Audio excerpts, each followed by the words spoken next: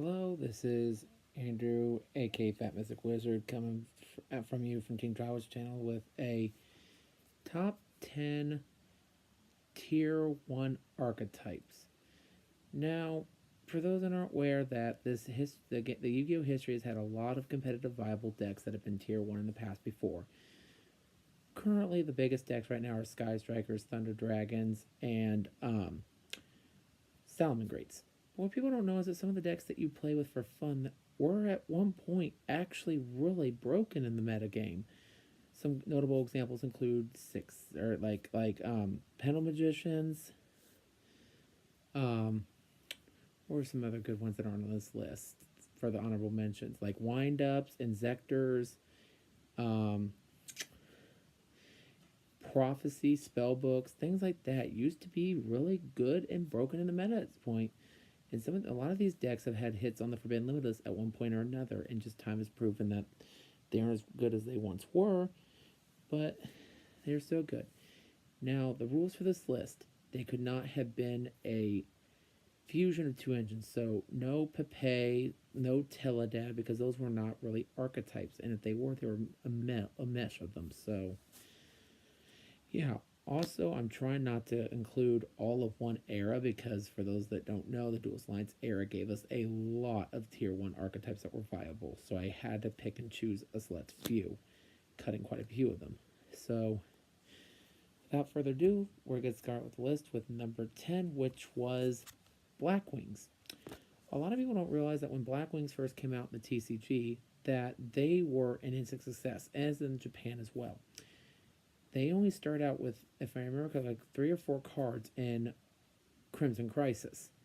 But the archetype exploded in popularity to the point where, for those that don't know, Crow in the 5D's anime was originally supposed to be a dark signer, but the Blackwings became so popular that they had to make him a signer instead, just so his Blackwings weren't villainized and removed from the show. Blackwings had the insane special power, Gale cutting in half, piercing, spamming monsters, and spamming synchro summons, which was really good to the point where at one point Kalut, Blackwing, Gale the Whirlwind, and Black Whirlwind were all limited at one point to keep this deck in check.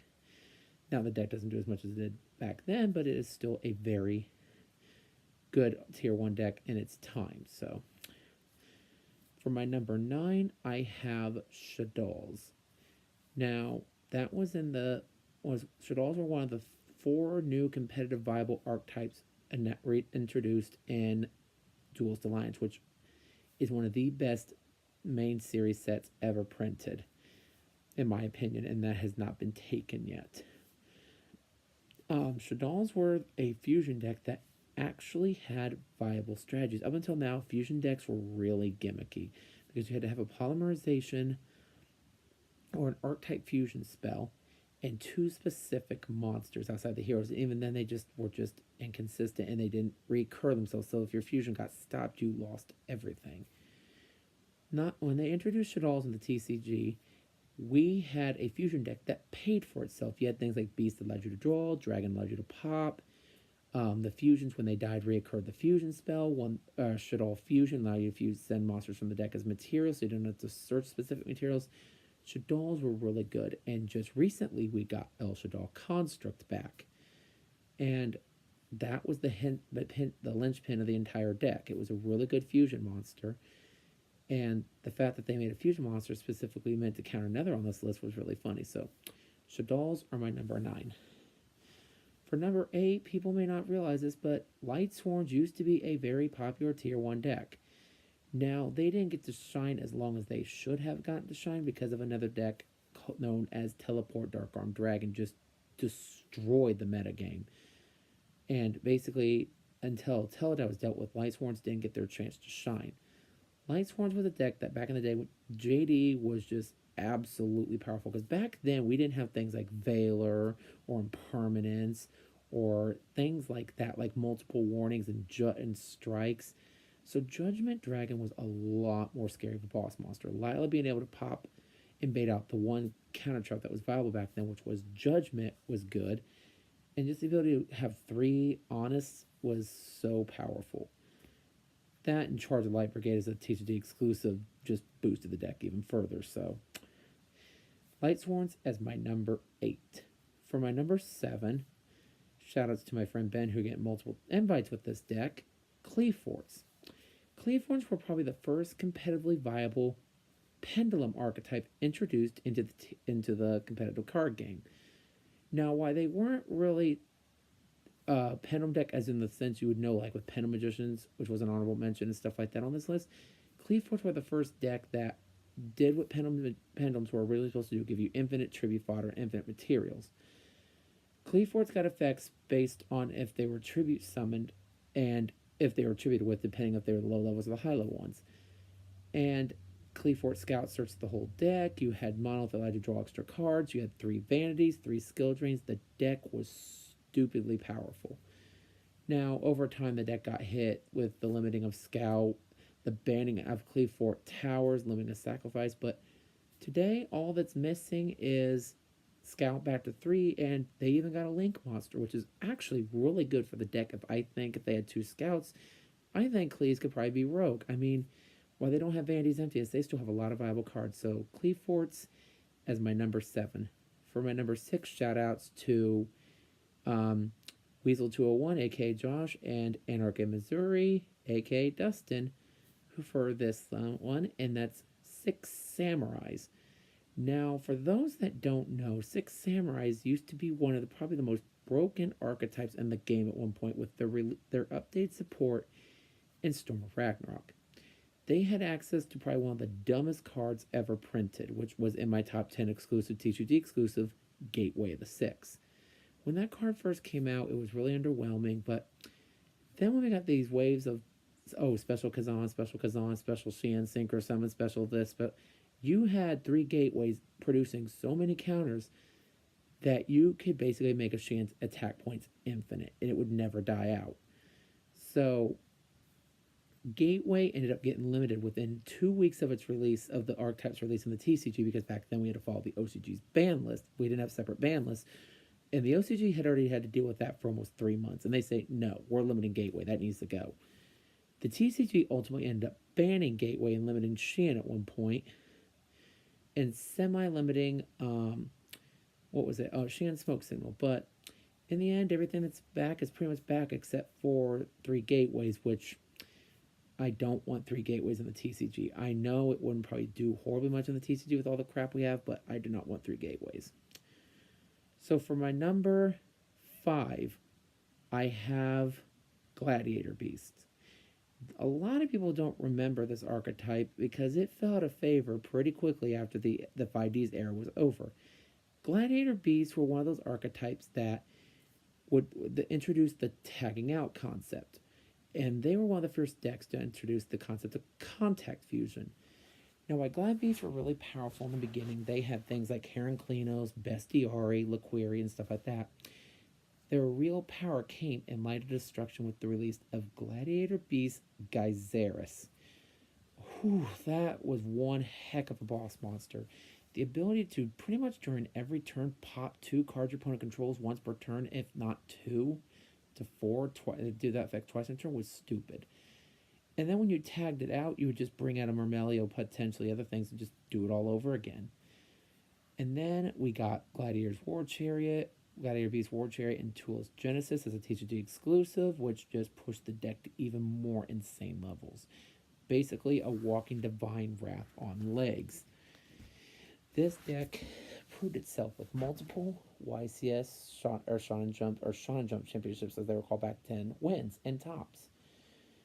And Heraclinos was, if you read the card of Heraclinos, it may not seem much like today for those who played in Duel Links, but Heraclinos was a terror to deal with back then because, like I said, there wasn't cards like Ash back then, or not Ash, Effect Veiler, Impermanence, things like that didn't exist back then. You didn't have Psalm Strike.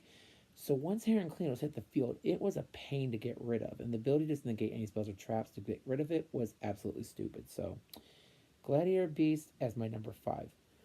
For my number 4, we have, a lot of you are probably aware of this deck now with its recent reprint in Dual Power, Necros. Necros were released in Secret Forces back in if my memory serves me. Yeah, February 2015. It was received as probably one of the most broken archetypes ever created in general. And it was the probably only, I would say in the TCG side, the only competitive Vile Ritual deck ever printed. Necroz was one of those decks that was so consistent when it first came out. It was almost, I will say this, almost impossible to brick with it. If you bricked with it, then, ooh, no, that was bad. They quickly semi-limited Brio and pre-preparation rights. And this deck was just more hindered and bastardized by the fact that Secret Forces ratios were absolute garbage. The fact is that people were buying cases. For those that don't know, that's 12 booster boxes with 24 packs each, so 288 booster packs. And we're barely pulling a playset of Brio, and a lot didn't even pull a playset. A card like that caused it at 3 to be almost $400 a copy. That was ridiculous. Pre-orders were getting canceled, and ooh, that and the Jin lock where you just prevent your opponent from special summoning, waste it on the Colossus, and continue doing all that stuff was absolutely broken. Netcross, however, in today's game, I think as long as the Jin stays banned, they could all go back to 3, and that'd be an interesting deck to see what they could do. So Netcross as my number 4. For my number 3 is a little more of a recent one for those that aren't aware, and that would be Zodiac. Zodiac was one of those archetypes that it did top with engines splashed in it, but it did also do a deck where it had one small engine, like a Terror Top engine, and didn't have the Nord and stuff in it. Zodiac was one of those decks that was not well thought of and designed. Like, most of the cards, I admit, they actually designed pretty well, but the problem is they designed one card incorrectly. Let me see if I can find a copy of it real quick. Here it is. Zodiac Whiptail. This card was stupid. Basically, it turned any Zodiac Xyz into a DD Warrior Lady. The minute it attacked the monster, it banished the monster. Didn't matter if your Zodiac Xyz lived or not. And that's what about to quick activate from the hand. It's a quick effect to attach as a material. So your opponent go to attack thinking they're killing their Trident. So that, and Zodiac, as bad as the deck as it was one of the more skillful formats we'd had in a while. Zodiac mirror matches were extremely skilled, as were Netcross. I forgot to point that out.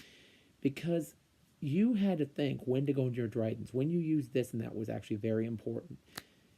Outside the fact, if you open D-Bear. If I'm a Zodiac player open D-Bear against the mirror match, it was over. But I think Zodiac, if they were to ban Broadboard, ban Whiptail, which is not the point of this video, it could come back. But Zodiac was a really good deck back in the day. So Zodiac is my number 3. For my number 2, and I mentioned this card earlier, and a lot of people, I hate to say it's new, but it's proven itself time and time again.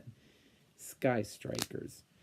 Now, I personally am tired of seeing the deck, but I can't blame the deck that it takes skill to actually play Sky Strikers. And for those that say no, it doesn't, yeah, it really does. Sky Strikers are one of those decks that take the term resource management to a whole new level. You can't just blindly activate your Widow Anchors and stuff like that. You actually have to make sure you don't run out of recursion. You have to make sure your Kagaris are being cycled through correctly. And it's proven itself as being the top deck no matter what new decks have come out to counter it. Thunder Dragons, Salamangreats, FTKs. This deck has just proven itself to keep topping time and time again. Now, while the deck didn't do well at first, I don't think that was the deck's design fault. I think it was the fault of a certain Link monster, Nightmare Goblin, which basically made Widow Anchor, one of the deck's most powerful cards, basically worthless. And every deck at that point, around that time that came out, was pretty much playing Goblin in almost every strategy that used Link monsters.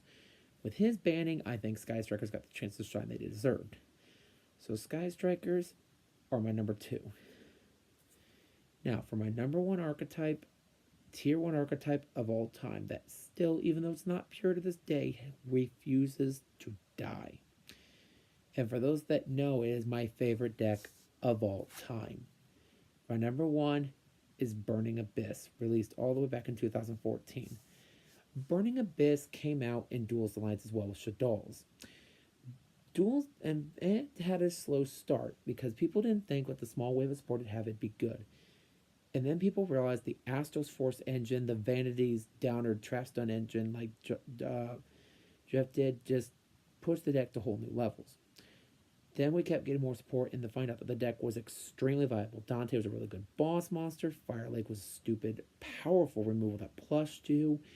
You had Virgil, you had Seer Loops, Groff, Scarm. The deck was so good. And even with all the nerfs it's had recently, like the limiting of Groff, Turgide, Seer, Beatrice, the deck just still finds a way to top. Now, has it played top tier in a while? No. But I remember back in the BA day when Fire Lake was a terrifying card to see. Like when you saw Fire Lake flipped, you're thinking, "Oh shit, I'm in trouble." And 9 times out of 10, you were. And Fire Lake remained very popular until the release of Cosmos, and that's really when the card kind of disappeared.